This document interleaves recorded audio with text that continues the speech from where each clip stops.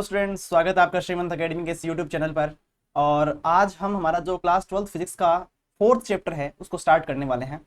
अभी तक हमने क्या किया है कि अभी तक हमने 2 चैप्टर्स जो स्टार्टिंग में पढ़े थे उनमें चार्जेस की स्टडी की है। चार्जेस किस प्रकार से इलेक्ट्रिक फील्ड बनाते हैं, चार्जेस किस प्रकार से फ्लक्स क्रिएट करते हैं, पोटेंशियल क्रिएट करते हैं, इनको हमने पढ़ा था। पर उन दोनों चैप्टर्स में चार्ज जो था वो स्टैटिक कंडीशन में था, स्थिर अवस्था में था, तो उसी के अनुसार हमने उनकी स्टडी की थी। थर्ड चैप्टर जो आया, थर्ड चैप्टर में हमने करंट के बारे में पढ़ा। जब चार्ज मूव करते हैं तो इलेक्ट्रिक करंट का निर्माण करते हैं। फोर्थ चैप्टर जो है इसमें हम ये पढ़ेंगे कि चार्ज जब मूव करते हैं तो अपने आसपास एक और फील्ड भी बनाते हैं। स्टैटिक चार्ज जो होता है वो केवल इलेक्ट्रिक फील्ड बनाता है, पर मूविंग चार्जेस जो होते हैं अपने आसपास में मैग्नेटिक फील्ड को भी बनाते हैं। अब ये किस प्रकार से बनाते हैं, किस प्रकार की प्रॉपर्टीज रखते हैं, किस प्रकार से एक दूसरे पर फोर्स लगाते हैं, इन सबको हमें इस फोर्थ चैप्टर में पढ़ना है। तो चैप्टर का नाम है moving charges and magnetism. Hindi में इसको बोलते हैं गतिमान आवेश एवं चुंबकत्व। ठीक है, तो चलिए इसको स्टार्ट करते हैं। सबसे पहले हम पढ़ते हैं मैग्नेटिज्म जो है इसकी स्टार्टिंग कहां से हुई थी। मैग्नेटिज्म जो है सबसे पहले जो यूनान है, ग्रीस है, उसके अंदर एक मैग्नीशिया नामक स्थान पर सबसे पहले एक डार्क ब्राउन मटेरियल खोजा गया। ये डार्क ब्राउन मटेरियल जो है आपके सामने बना हुआ है। इसकी जो ओरिजिनल स्टोरी है वो कभी मैं आपको अलग वीडियो में बता दूंगा। पर है क्या, ये डार्क ब्राउन जो मटेरियल होता है इसमें ऐसी प्रॉपर्टीज पाई गई जिससे ये कुछ मटेरियल्स लाइक मेटल्स, फेरस हैं, कोबाल्ट है, निकल है, इनको अपनी ओर अट्रैक्ट करने का जो है गुण रखता था, प्रॉपर्टी रखता था। इस प्रॉपर्टी के कारण, और नेचुरल प्रॉपर्टी रखता था, इसलिए इस प्रॉपर्टी के कारण इसको क्या कहा गया, मैग्नीशिया नामक स्थान के कारण ही इसका नाम पड़ा मैग्नेट। और सबसे पहला जो मैग्नेट था वो कहां पर खोजा गया, इसका मतलब मैग्नीशिया नामक स्थान। इसका जो केमिकल फॉर्मूला होता है वो क्या होता है, Fe3O4 होता है। ठीक है, अब इसकी जो डेफिनेशन होती है कि मैग्नेटिक मटेरियल्स क्या होते हैं। मैग्नेटिक मटेरियल्स वो पदार्थ होते हैं जो कि मैग्नेट की ओर अट्रैक्ट होते हैं। तो हम इनको ऐसे क्लासिफाई कर देते हैं कि जो भी सब्सटेंस जो होंगे मैग्नेट की ओर अट्रैक्ट होंगे उनको हम क्या बोलेंगे, मैग्नेटिक मटेरियल्स बोलेंगे। ठीक है, अब सबसे पहले क्या होता है कि ऑर्स्टेड ने एक्सपेरिमेंट किया था। ऑर्स्टेड ने क्या किया, एक एक्सपेरिमेंट किया जिसमें उसने एक वायर जो है, स्ट्रेट वायर के अंदर करंट जो है उसको फ्लो करवाया। और फ्लो करवाने के बाद में उसने एक प्रॉपर्टी देखी कि जब हम उसके पास में मैग्नेटिक नीडल को लेके जाते हैं, चुंबकीय सुई को लेके जाते हैं, तो उसमें डिफ्लेक्शन आता है। सबसे पहला जो डायग्राम दिख रहा है आपको बोर्ड पे, उसमें क्या है, करंट की वैल्यू 0 है। करंट जब 0 होता है, हमें पता है एक जो कंपास होता है, मैग्नेटिक नीडल जो होती है उसमें वो किधर दिखाती है, नॉर्थ की तरफ दिखाती है। तो इसमें भी यहां पर जो है वो नॉर्थ की तरफ दिखा रही है। मतलब जब तक करंट नहीं है उसमें यह देखा गया कि कंपास में कोई भी डिफ्लेक्शन नहीं आ रहा। सेकंड में क्या हुआ, उसने करंट को स्टार्ट किया। करंट स्टार्ट करते जैसे मान लो करंट डायरेक्शन आ रही है ऊपर की ओर, उसने ये पाया कि जैसे ही हम करंट को स्टार्ट करते हैं मैग्नेटिक नीडल में डिफ्लेक्शन आता है।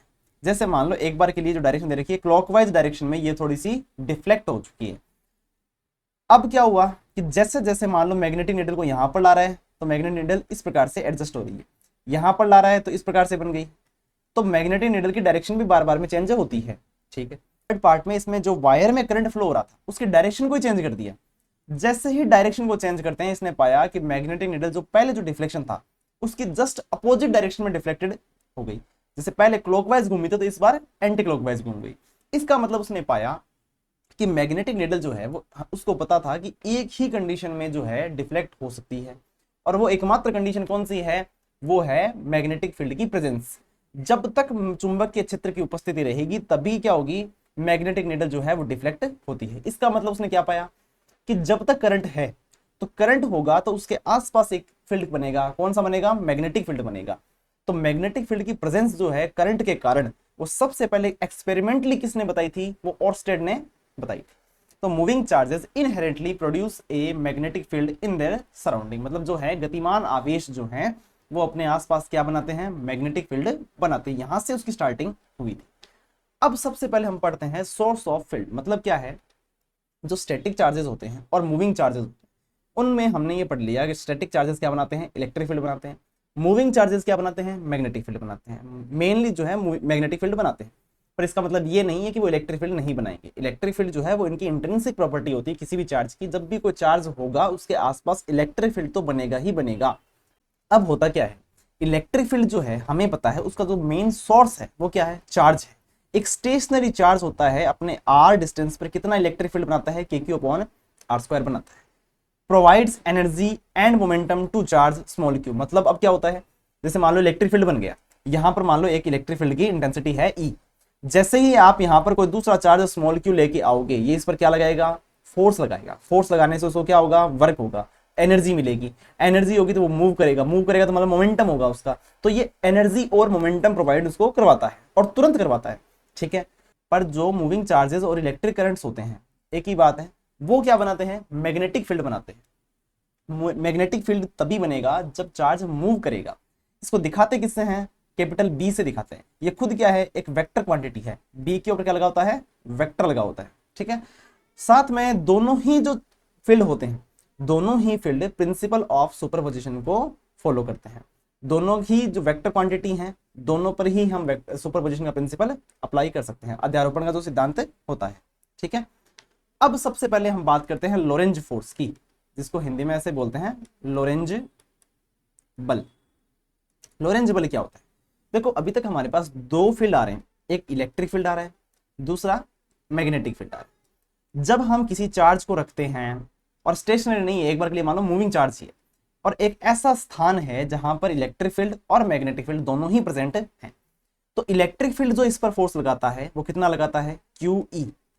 ये हम पहले भी पढ़ के आए हैं, मतलब इलेक्ट्रिक फील्ड के कारण जो फोर्स होगा, यहाँ पर देख सकते हो ये डार्क जो है सब पर वेक्टर है, ठीक है। F vector is equal to QE, ये लगेगा इलेक्ट्रिक फील्ड के कारण फोर्स। पर मैग्नेटिक फील्ड के कारण कितना फोर्स लगता है वो समझ लेना। मैग्नेटिक फील्ड के कारण लगता है, मान लो एक चार्ज है, वो v वेक्टर वेलोसिटी से मूव कर रहा है, और एक मैग्नेटिक फील्ड है b वेक्टर, उसमें मूव कर रहा है, और चार्ज खुद कितना है, q है। तो FB जो होता है, मैग्नेटिक फोर्स जो होता है, वो होता है QV×B। ये जो वैल्यू आती है इसके बराबर होता है मैग्नेटिक फोर्स, ठीक है।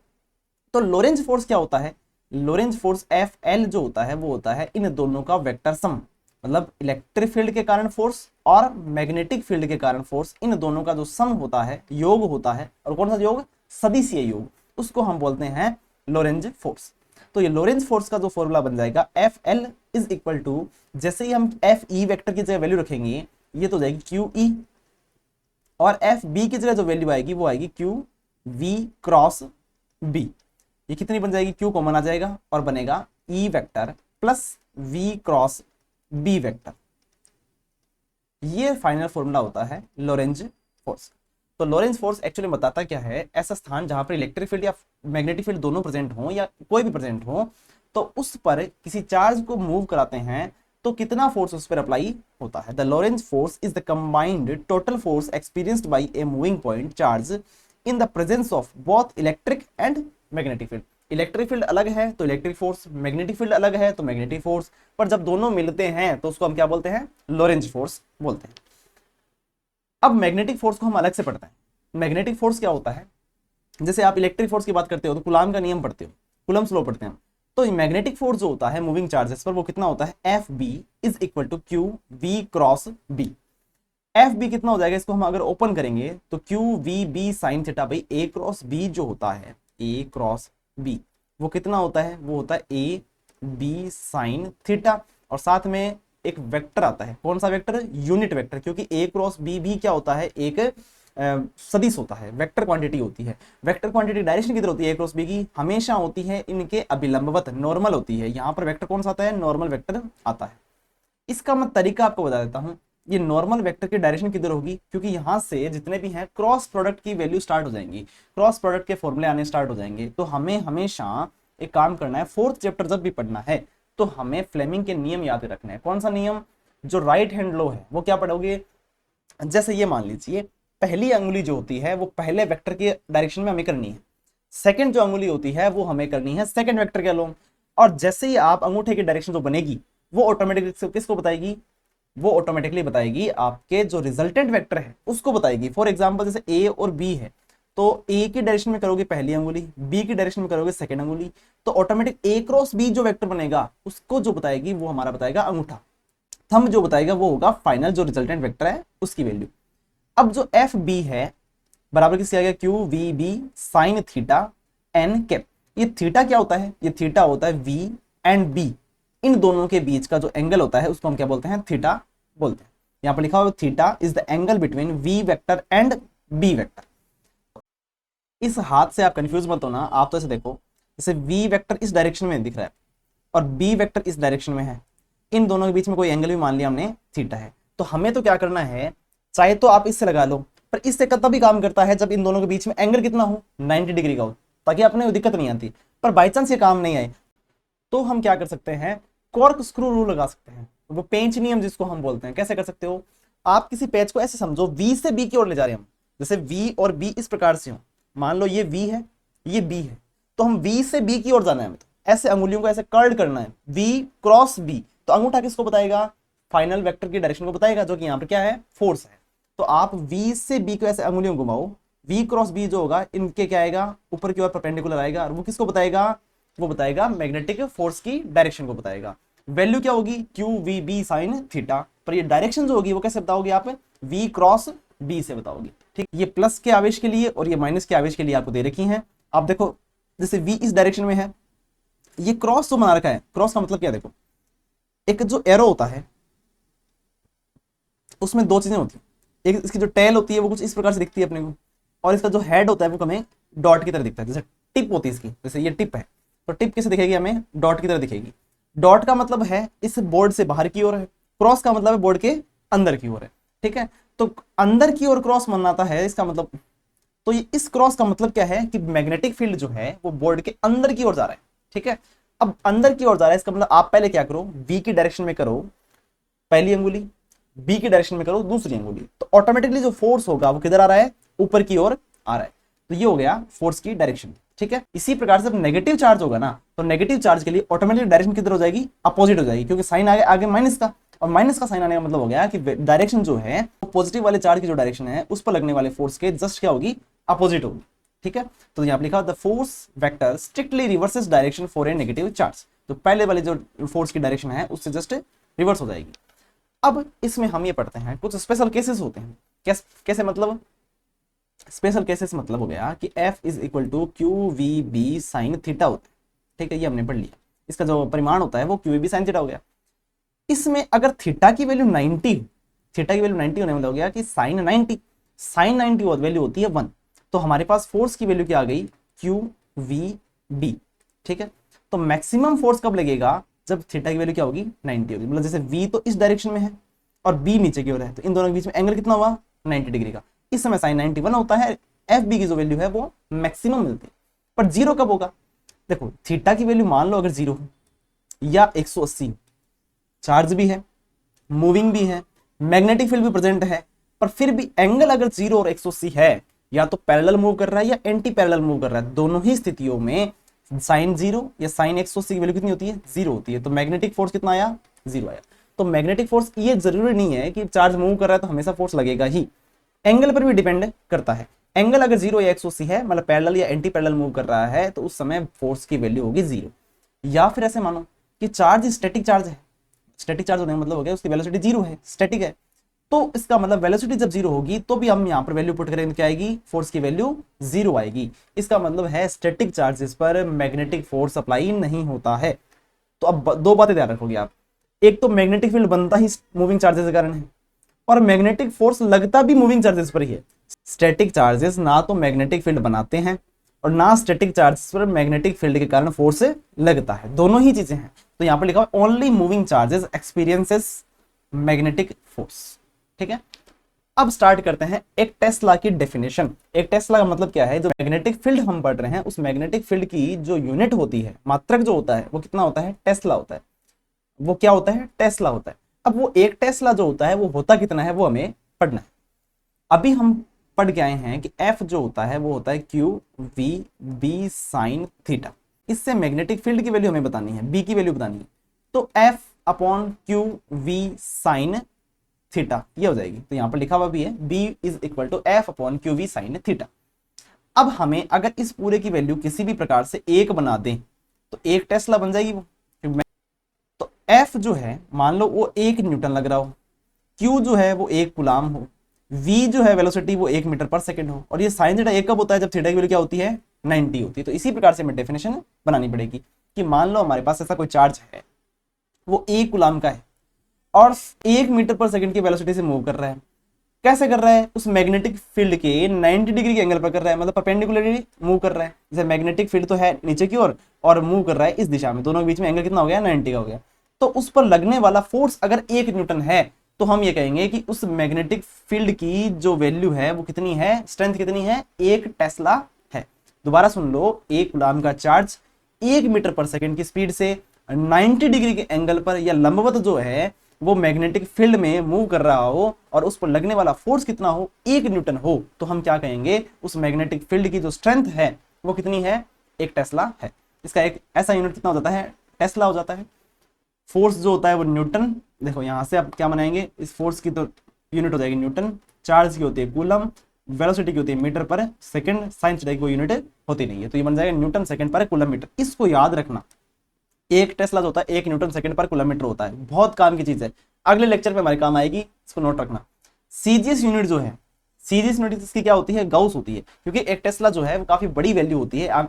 आपने एमआरआई करवाई होगी कभी किसी की, आपके रिलेटिव वगैरह की, तो उसमें आपने देखा होगा मैग्नेटिक फील्ड की मशीन है, मतलब वहां पर 1 टेस्ला 2 टेस्ला इस प्रकार लिखा होता है। पर रीजन क्या है कि 1 टेस्ला काफी बड़ी वैल्यू होती है मैग्नेटिक फील्ड की, तो इसलिए हम क्या कहते हैं, इसके छोटे यूनिट्स की हम यूज करते हैं। तो इसका छोटे यूनिट्स का यूज होता है। आपके न्यूमेरिकल जो होते हैं उनमें भी गाउस का यूज होता है। वो कितने होते हैं? 10⁻⁻⁴ टेस्ला। ठीक है, एक गाउस में 10⁻⁻⁴ टेस्ला होते हैं, या आपको ऐसे भी कह सकता है 1 टेस्ला जो होता है वो 10⁴ गाउस के बराबर होता है। ये भी आपको याद ऐसे रखना है, एग्जाम में ऐसे रट मत लेना 10⁴ या 10⁻⁴ बड़ा मात्रक टेस्ला है तो इसमें 10,000 गाउस होते हैं, ऐसे याद रखना है। गाउस में टेस्ला पूछेंगे, टेस्ला में गाउस पूछेंगे, वो याद रखना है। ठीक है, अब हम ऐसे निकालते हैं किसी भी धारावाही चालक जो होता है, करंट कैरिंग कंडक्टर जो होता है, उस पर कितना फोर्स लगता है वो हमें निकालना है, अगर हमें उसे मैग्नेटिक फील्ड में रख दिया। अब यहां पर आपको सब जगह क्रॉस ही क्रॉस दिख रहे हैं, इसका मतलब क्या है? मैग्नेटिक फील्ड जो है वो अंदर की ओर है, बोर्ड के अंदर की ओर है। ये एक जो आपके पास सामने कंडक्टर है, इसमें करंट जो है वो आई फ्लो हो रहा है, इसकी लेंथ जो है वो एल है, इसका जो क्रॉस सेक्शनल एरिया है वो कैपिटल ए है। अब क्या होगा, हम ये मानेंगे एक बार के लिए कि हमें तो फोर्स जो होता है वो हमने एक ही सूत्र पढ़ा है अभी तक, कोई दूसरा सूत्र भी नहीं आया। एफ वेक्टर जो होता है क्यू वी क्रॉस बी होता है, तो हमें तो इन्हीं के अंदर से कोई ना कोई वैल्यू छांटनी होगी, इसका डेरिवेशन करना होगा। फोर्स निकालना है तो पहली बात तो क्यू और वी, बी तो हमारे पास पहले से वैल्यू है ही, इसके चेंज कर नहीं सकते, तो क्यू और वी निकालने होंगे। अब क्यू का मतलब है total charge, total charge present in this conductor. Charge कैसे निकालोगे? एक बार के लिए हम ऐसे मान लें कि इसमें जो पर यूनिट वॉल्यूम में जो चार्ज हैं वो कितने हैं? स्मॉल एन है। Density of mobile charge carrier electrons ये पर यूनिट वॉल्यूम, मतलब जो है इसमें जो आवेश वाहक होते हैं जो कि करंट को फ्लो करवाते हैं वो कौन होते हैं? इलेक्ट्रॉन होते हैं। इलेक्ट्रॉन पर यूनिट वॉल्यूम में कितने हैं? स्मॉल एन है। तो हमें अगर ये पता चल जाए यहाँ का वॉल्यूम कितना है, तो वॉल्यूम होगा कितना? इसका एरिया कितना है? ए है, इससे लेंथ कितनी है? एल है, तो वॉल्यूम कितना आ जाएगा? ए इंटू एल। तो टोटल वॉल्यूम है A L. Per unit volume में जो चार्ज कैरियर है वो है स्मॉल एन, तो ए एल में कितने हो जाएंगे? एन ए एल, मतलब number of charge carrier in this conductor, इस धारावाही चालक में कितने आवेश उपस्थित हैं उसकी वैल्यू कितनी है? एन ए एल है। अब हमें पता है क्वांटाइजेशन का लॉ हम पढ़ के आए हैं कि जो टोटल चार्ज होता है वो होता है एन टाइम्स ऑफ ई। अब एन की वैल्यू कितनी है? एन ए एल है, और हम किससे मल्टीप्लाई कर देंगे? ई से मल्टीप्लाई कर देंगे, तो ये क्या बन जाएगा? N A L E. तो हमारे पास चार्ज की वैल्यू आ गई एन ए एल ई। ठीक है, वी जो होता है, अब हमें तीसरे चैप्टर में हमने पढ़ा था, तीसरे चैप्टर में हमने ये पढ़ा था कि किसी भी कंडक्टर में जो चार्ज मूव करते हैं, जो इलेक्ट्रॉन्स मूव करते हैं, किस स्पीड से करते हैं, किस वेलोसिटी से मूव करते हैं, वो होती है ड्रिफ्ट वेलोसिटी। यहां पर लिखा हुआ है drift velocity of charge is VD. ठीक है, तो जो वेलोसिटी होगी वो वीडी होगी। इन दोनों की वैल्यू अगर हम इसमें पुट करें तो ये क्या बनेगा? ये बनेगा देखो, F vector is equal to Q की वैल्यू क्या रखेंगे हम? एन ए एल ई, ये बनेगा वीडी क्रॉस बी वेक्टर। ठीक है, इसमें हम कुछ वैल्यूज जो हैं जिनमें से आप देख सकते हो, एक तो एन ई और वीडी, तो ये क्या, इनको साथ में लिख दो। इनको साथ में जैसे ही लिखेंगे N E V D cross B. अगर आपको तीसरा चैप्टर याद है उसमें हमने लिखा था J vector is equal to n E V d, मैंने आपको करवा रखा है, आप तीसरे चैप्टर में जाके देख सकते हैं।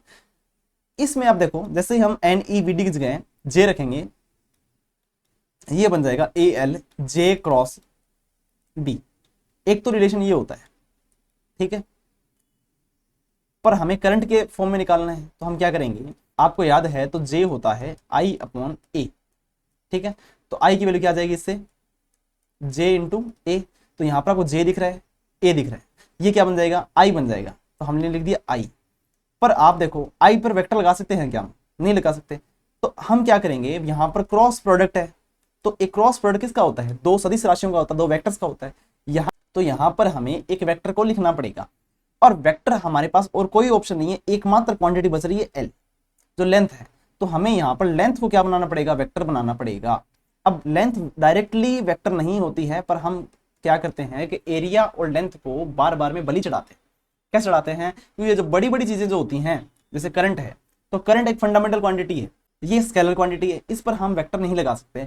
और तो वेक्टर लगाने के लिए या क्रॉस प्रोडक्ट को सही रखने के लिए हमें किसी न किसी की बलि देनी पड़ती है, और वो हमने किसकी दी है, लेंथ की दी है। पर यहाँ पर इसका मतलब क्या है, एल की डायरेक्शन क्या होगी, एल की डायरेक्शन वही होगी जो करंट की डायरेक्शन है, मतलब आई की डायरेक्शन है। तो आई एक्चुअल में क्या है कि हमें यूज तो करंट का ही करना है, पर करंट के ऊपर वेक्टर नहीं लगा सकते, इसलिए हमने डायरेक्शन किसकी बता दी, एल की बता दी। पर एल की डायरेक्शन है कौन सी, जो करंट की डायरेक्शन है, मतलब positive end to negative end, high potential से लो पोटेंशियल की ओर। तो ये जो फाइनल फॉर्मूला है वो याद रखना है, किसी भी करंट कैरिंग कंडक्टर पर जो मैग्नेटिक फील्ड के कारण जो फोर्स लगता है वो कितना लगता है, F vector is equal to I L cross B. इस वैल्यू को याद रखना, बार बार में अपने इस चैप्टर में काम आएगी, इंपॉर्टेंट लगा देना इसको पर, ठीक है। अब हम ऐसा देखते हैं कि मान लो ये तो जो स्ट्रेट कंडक्टर था, स्ट्रेट नहीं हो और ऐसा किसी भी रैंडम शेप का हो, तो इसके ऊपर लगने वाले फोर्स की वैल्यू हम कैसे फाइंड करेंगे। इसके लिए आप देखो, हम पूरे के लिए एक साथ में नहीं निकाल सकते, पर हम ऐसा कर सकते हैं, इसके छोटे छोटे पार्ट्स काटते हैं, और छोटे छोटे जब पार्ट्स काटेंगे, ऐसे बहुत सारे छोटे छोटे पार्ट काटते हैं, जैसे DL1 है, DL2 है, DL3 है, इस प्रकार से इनकी लेंथ है, और करंट जो फ्लो हो रही है इसमें, इस प्रकार से करंट दिख रही है आपको, ठीक है, ये डायरेक्शन में जो करंट है।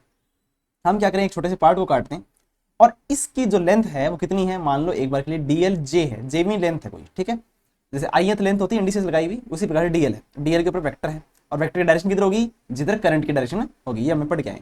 तो हम तो केवल इतने छोटे से वाले पार्ट निकाल लें, और इतना छोटा पार्ट है कि लगभग ये क्या है, स्ट्रेट है। स्ट्रेट पर जो फॉर्मूला होता है वो तो हमें पता है, आई एल क्रॉस बी होता है। करंट इसमें भी कितना फ्लो हो रहा है, आई हो रहा है। लेंथ कितनी है इसकी, DLJ है, DLJ के ऊपर वेक्टर लगाया, क्रॉस बी वेक्टर, इसकी वैल्यू किसके बराबर होगी, एक छोटा सा जो फोर्स लग रहा है इसके बराबर होगी, मतलब जो इतने से वायर के ऊपर जो फोर्स लग रहा है वो होगी। पर अगर हमें पूरे पर निकालना है तो हम क्या करेंगे, ऐसे जो छोटे छोटे DLJ हैं उन पर जो फोर्स लग रहा है उन सब फोर्सेस को आपस में जोड़ देंगे, या हम ऐसे कर सकते हैं, इस वैल्यू को ही हम क्या कर देंगे, योग कर देंगे इस वैल्यू का। तो हमने लिख दिया, if the wire shape is arbitrary, मतलब कोई रैंडम शेप हो, तो the Lorentz force can not be calculated with a single length vector, मतलब एक सिंगल नहीं निकाल सकते हम, लेंथ की डायरेक्शन बार बार में चेंज हो रही है। Instead the wire is divided into multiple small linear elements, मतलब हम क्या करेंगे, बहुत छोटे छोटे लीनियर एलिमेंट्स में इसको तोड़ देंगे, और लीनियर के लिए हमारे पास फॉर्मूला है आई एल क्रॉस बी। तो जैसे हम I DL vector cross B vector लगाते हैं, इन सब का हम क्या कर देते हैं, सम कर देते हैं, और वेक्टर सम कर देते हैं, ठीक है, ऐसे हम वैल्यू निकाल सकते हैं। अब लास्ट में आपके पास दोबारा रिवीजन स्लाइड दे रखी है मैंने आपको, ये देख सकते हो आप सारी वैल्यू, और ये जो है पुरानी वाली जो वैल्यू थी आई बराबर NEAVD, इससे ही हमने वो फाइंड किया था। तो आज का लेक्चर हम यहीं समाप्त करते हैं, उम्मीद करता हूँ आपको समझ में आ गया होगा, और इसको रिपीट कर लीजिएगा। अगर वीडियो पसंद आए तो उसको लाइक कीजिएगा, चैनल को सब्सक्राइब कर लीजिएगा, और अपने दोस्तों के साथ में शेयर कर लीजिएगा। Thank you.